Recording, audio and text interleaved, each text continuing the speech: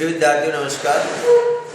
कल हमने नमक का दरोगा कहानी का पार्ट फर्स्ट और पार्ट सेकंड पार्ट पढ़ा था और अंत में यहाँ पे अपन ने देखा था कि बंशीधर जो है नमक का दरोगा लगा हुआ जो नमक का दरोगा है, जो नमक का दरोगा पोस्ट पे ड्यूटी करता है, यमुना किनारे जो है नमक का ऑफिस था और रात को जो है नमक की गाड़ियाँ जो है दर दरहा करती यमुना के जो लकड़ी का पुल बना हुआ है उसके ऊपर से गाड़ियाँ जा रही होती हैं।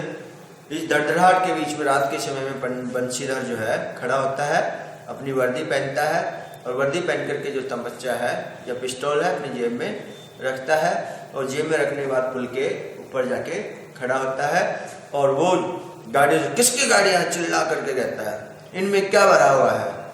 और जब किसी तरीके से कोई जवाब उसका नहीं आता तब दोबारा फिर कहता हो कि किसकी गाड़ियाँ हैं और फिर जो जवाब आता है पंडित अलोपीदीन की, तो एक सन्नाटा छा जाता है। पंडित अलोपीदीन का पूरे क्षेत्र में प्रभाव है। सभी अंग्रेज जो है शिकारी अंग्रेज अफसर भी जो है उसके मेहमान बना करते थे और वो लाखों का उसका लेन देन होता था। फिर बंशीधर उनसे पूछता है कि इसमें क्या लदा है, तो कोई जवाब नहीं आता और खुद ही है थोड़ा सा आगे बढ़ करके और उन बोरों को घोड़े को आगे बढ़ा करके बोरों को टटोलता है और बोरों में नमक भरा होता है। सब ये समझ जाता है। यहाँ तक हमने नमक का दरोगा कहानी को पढ़ा था। आगे पार्ट थर्ड जो इसका है, पंडित अलोपीदीन अपने सजीले रथ पर सवार कुछ सोते कुछ जागते चले आते थे।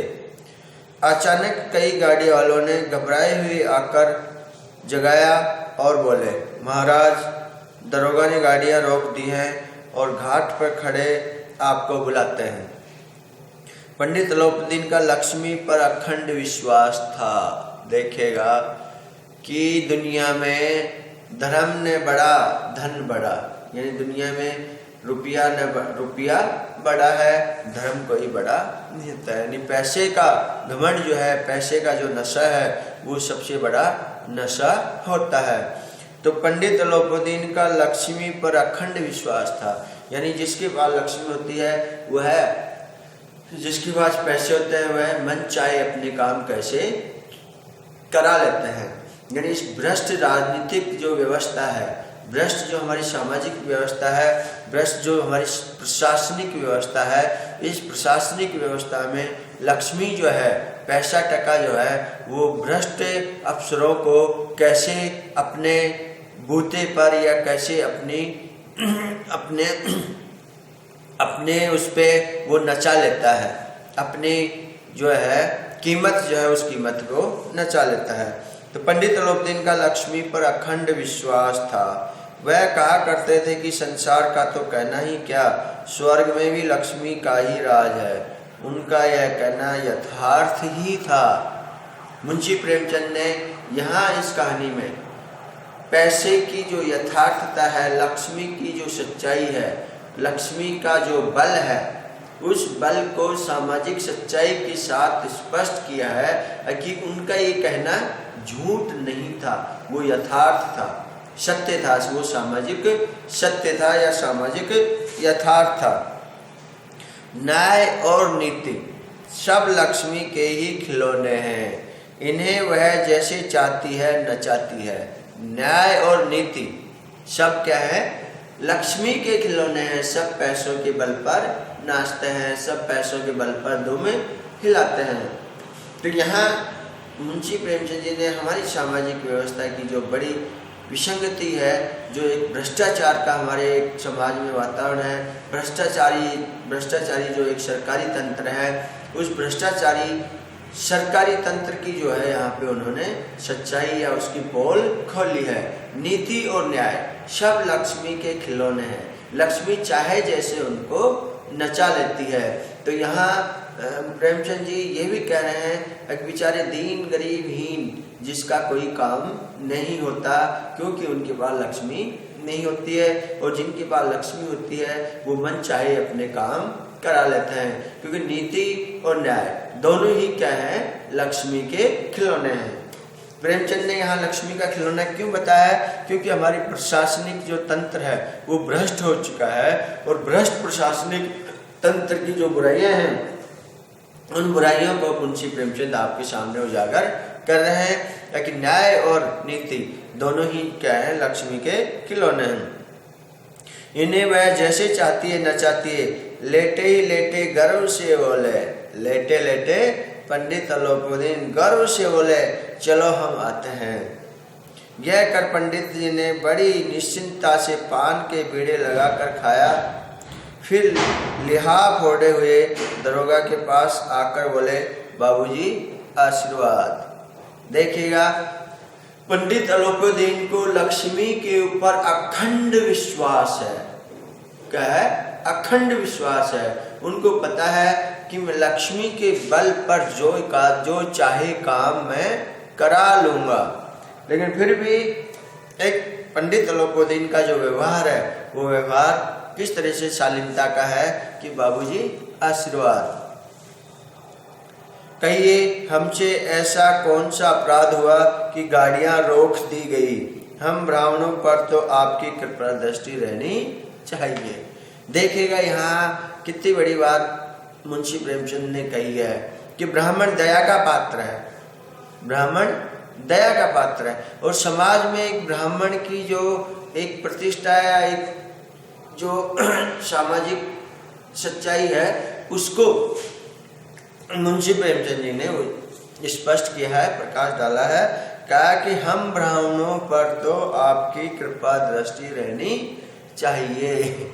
जैसे तो ब्राह्मण कोई अपराध करे तो उसके ऊपर है ना कृपा दृष्टि रखो साहब, क्योंकि वो उच्च कुल में पैदा हुआ है, या उच्च वर्ण जो है उस उच्च वर्ण में पैदा हुआ है।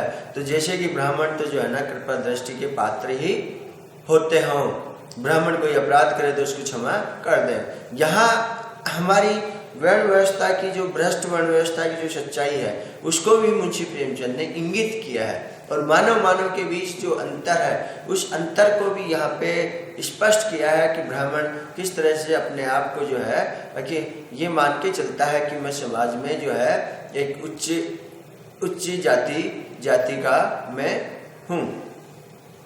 बंशीधर रुखाई से बोले सरकारी हुक्म।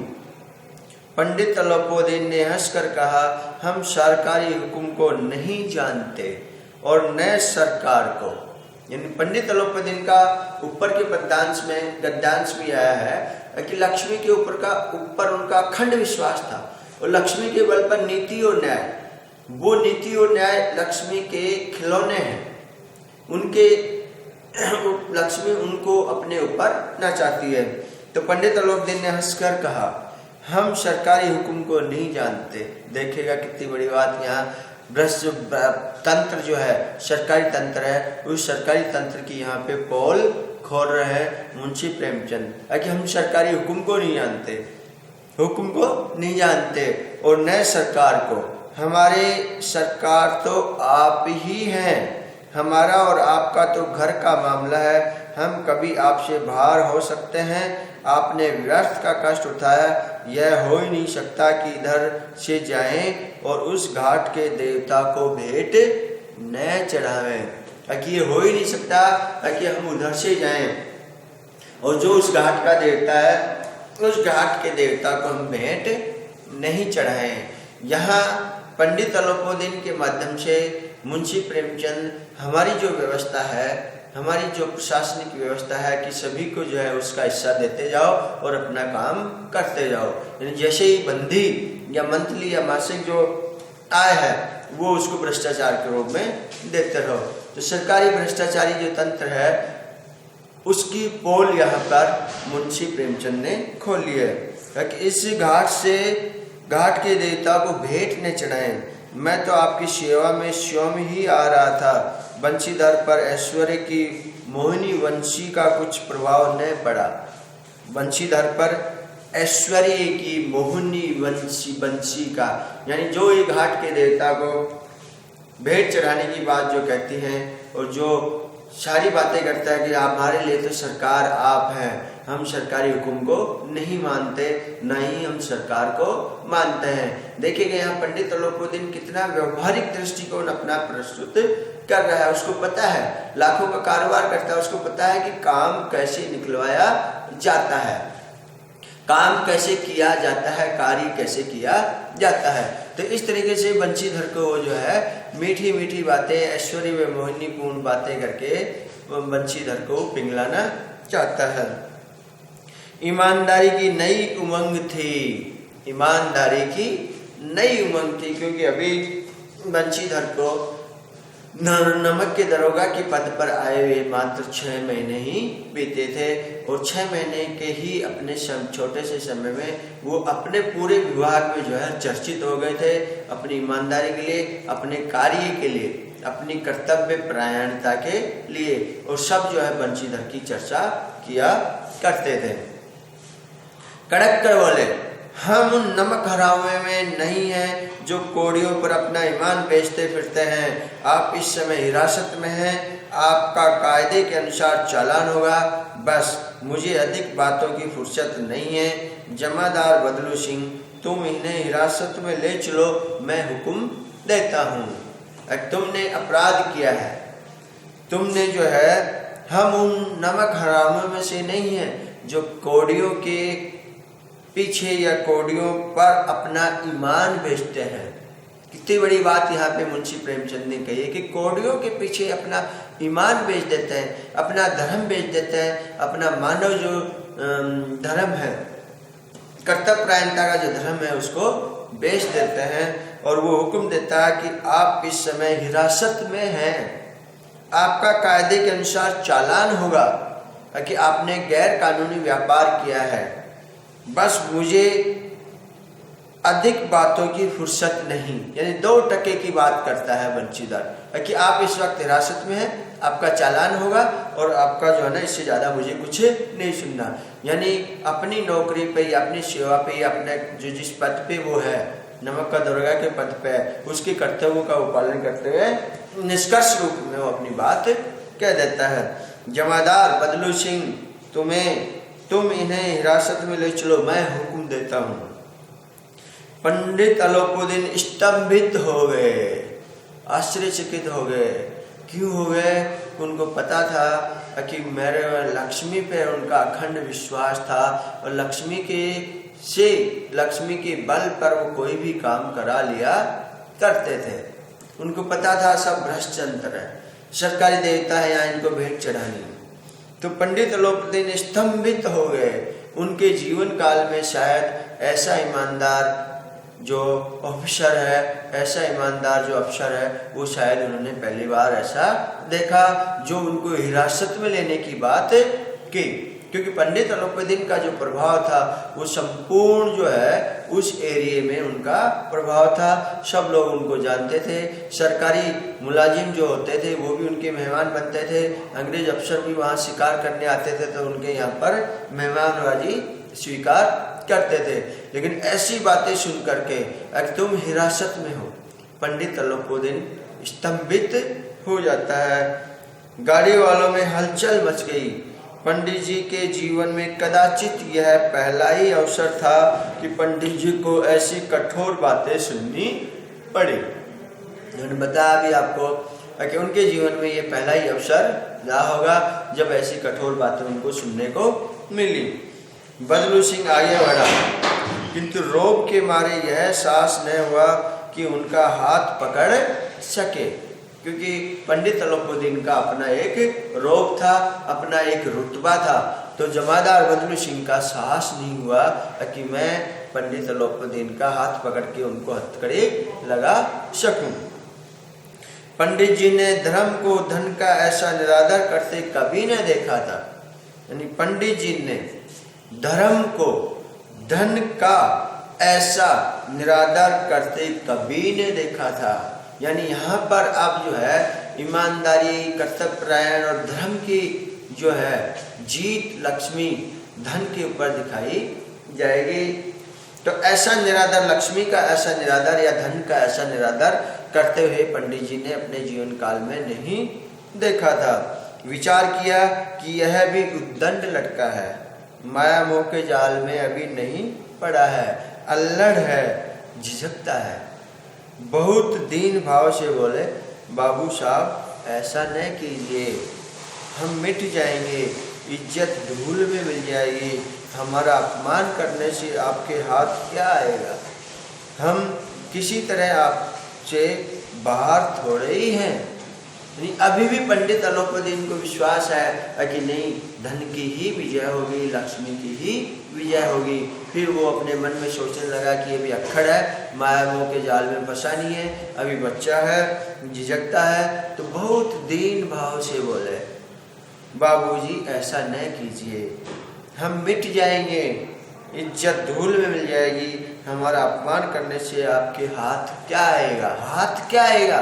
कुछ नहीं मिलेगा, कोई धन नहीं मिलेगा, कोई लक्ष्मी नहीं मिलेगी, आपको क्या फायदा होगा? देखिए यहाँ पंडित अलोपदीन की जो चतुराई है और जो उसकी बुद्धिमत्ता है, उस चतुराई और उसकी बुद्धिमत्ता को भी यहाँ पर लेखक ने, कहानीकार ने, मुंशी प्रेमचंद ने चित्रित किया है। हम किसी तरह आपसे बाहर थोड़े ही हैं, कहना चाह रहे हैं कि हम जैसा आप कहेंगे वैसा हम करेंगे। बंशीधर ने कठोर स्वर में कहा, हम ऐसी बातें नहीं सुनना चाहते। अलोपदीन ने जिस सहारे को चट्टान समझ रखा था, अलोपदीन ने जिस सहारे को, यहाँ सहारा शब्द का प्रयोग लिया किसने? मुंशी प्रेमचंद ने। तो यहाँ स्पष्ट मुंशी प्रेमचंद का विचार इंगित होता है कि मुंशी प्रेमचंद के मनोमस्तिष्क में एक ऐसा जो है लक्ष्मी है, वो सिर्फ एक सहारा है, ना कि वो चट्टान है। उसको सहारा बता करके उन्होंने सहारा शब्द का प्रयोग करके और लक्ष्मी जो है उसकी निरर्थकता को भी सिद्ध किया है। तो समाज चट्टान समझ रखा था, वह पैरों के नीचे खिसकता हुआ मालूम हुआ। स्वाभिमान और धन ऐश्वर्य को कड़ी चोट लगी, किंतु अभी तक धन की सांख्यिकी शक्ति का पूरा भरोसा था। पंडित अलोपदीन को अभी तक भी धन की जो सांख्यिकी थी उस पर पूरा भरोसा था। अपने मुख्तार से बोले, बालाजी 1000 के नोट बाबू साहब को भेंट करो, आप इस समय भूखे शेर हो रहे हैं। यानी पंडित अलोपदीन को अभी तक भी लक्ष्मी के ऊपर अखंड विश्वास था और अपने जो अर्दली थे या अपने जो काम करने वाले थे उनको बोला, बालाजी 1000 का नोट बाबू साहब को भेंट करो। यानी उस जमाने में 1000 रुपए की अपनी जो है ना बहुत अत्यधिक कीमत हुआ करती थी। तो कहा कि इस वक्त ये भूखे शेर हैं, इनको 1000 का नोट भेंट करो। बंशीधर ने गर्म होकर कहा, 1000 नहीं 1,00,000 भी मुझे सच्चे मार्ग से नहीं हटा सकते। बंशीधर ने कड़क करके कहा कि 1000 नहीं 1,00,000 भी मुझे मेरे कर्तव्य के रास्ते से, सच्चाई के मार्ग से मुझे नहीं हटा सकते। धर्म की इस बुद्धिहीन दृढ़ता और देव दुर्लभ त्याग पर मन बहुत झुंझलाया। अब दोनों शक्तियों में संग्राम होने लगा। धन ने उछल उछल कर आक्रमण करने शुरू किए। 1 से 5, 5 से 10, 10 से 15 और 15 से 20,000 तक की नौबत पहुंची, किंतु धर्म अलौकिक वीरता के साथ बहुसंख्यक सेना के सम्मुख अकेला पर्वत की भांति अटल अविचलित खड़ा था। बंशीधर जो है अटल अविचलित खड़ा था। संख्या इधर जो है पैसे की संख्या 1000 से 5000, 5000 से 10,000, 10,000 से 20,000, 20,000 से 40,000। इस धन की सेना के सम्मुख जो है बंशीधर अकेला पर्वत की भांति अटल अविचलित खड़ा था।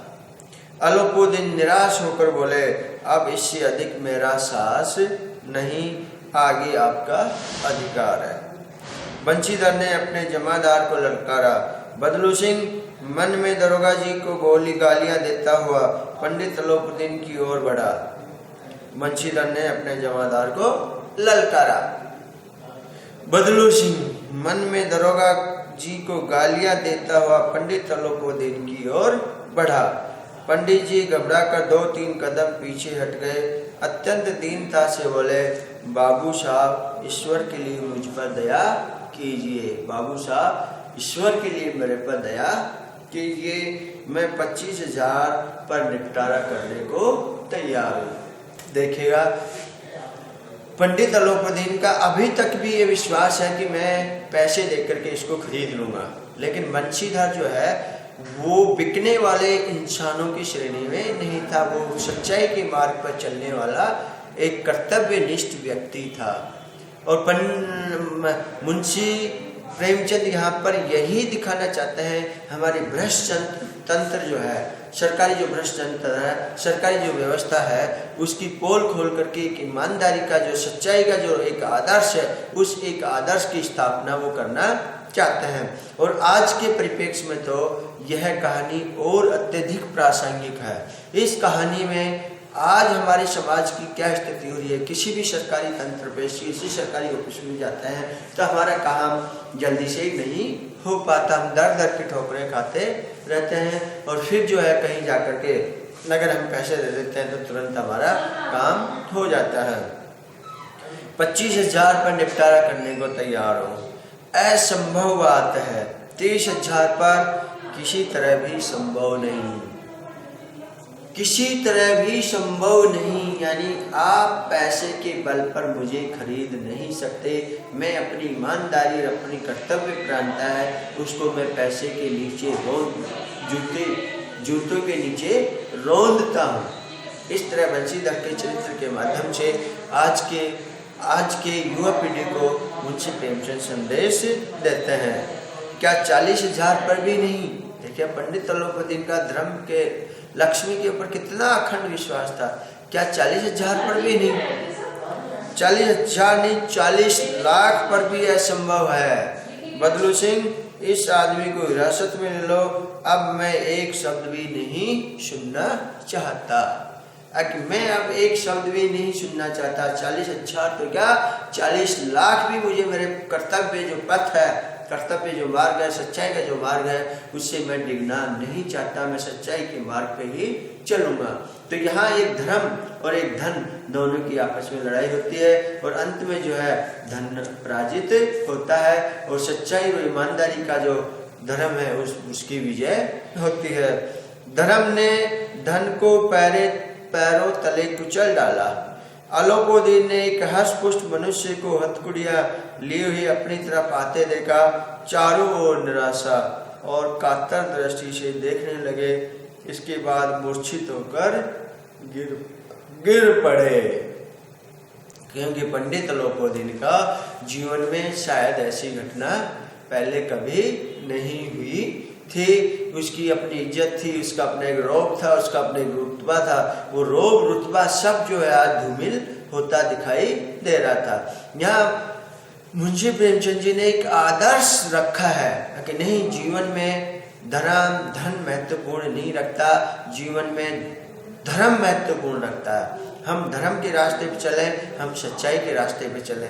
मुंशी प्रेमचंद की ये कहानी जो है एक आदर्शवादी कहानी है, जबकि समाज का आज का यथार्थ आप जानते हैं। तो पंडित अलोपदीन जो है वो मूर्छित होकर के गिर जाते हैं। इसका चौथा पार्ट, और कल जो है इसका चौथा पार्ट हम अध्ययन करेंगे।